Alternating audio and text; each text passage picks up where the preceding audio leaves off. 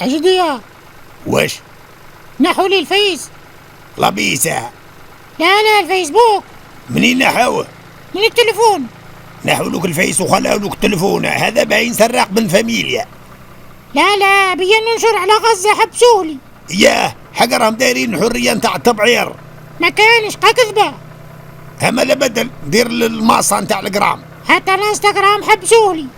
هما لا روح للوريتر. ايه صح تويتر مانيش داير، قالوا راه ما يخليك تنشر. دير فيه 6 قطارات ولا 7 ولوح فيهم اللي تحب. أجدية ذوك نحل واحد. والصهاينة ذون ما عندهمش رحمة ربي في قلوبهم. أجدية ما خلاو لا طفل لا مرأة لا شيخ في فلسطين. مساكن والله خي شوفوا أرضهم وزادوا داوها لهم. أجدية لا ما نحاربوهمش. يا تراهم يعسوا فيك بالأمم المتخذة. وش دخلهم؟ يا البلدان قاع مسنين على اتفاقات ومعاهد وراطينهم بهم، وهما عليه يعفسوا عليهم. يا الحق راهم هما اللي يخيطوا القوانين على ارواحهم مش علينا.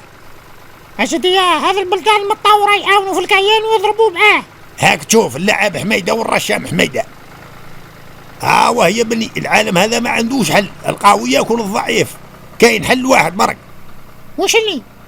رانا تعبنا من الاحكام تاع القطب الواحد، لازم الارض يكونوا فيها 2 قطايب ولا 3 باه ما تمشيش علينا قوانينهم.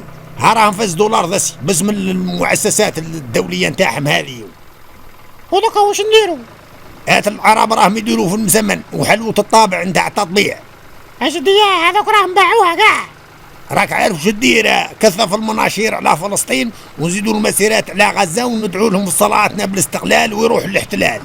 ايه ولازم دولة تاع فلسطين في الحدود تاع 1967 والعاصمة تاعها القدس. ان شاء الله ان شاء الله.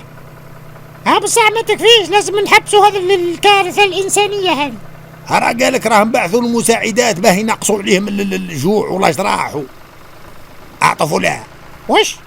انا ثاني يفتح لي 3 قطارات في تويتر، انا حابب ان نهضر لايف. انا هيا بسم الله. هي انا نهضر.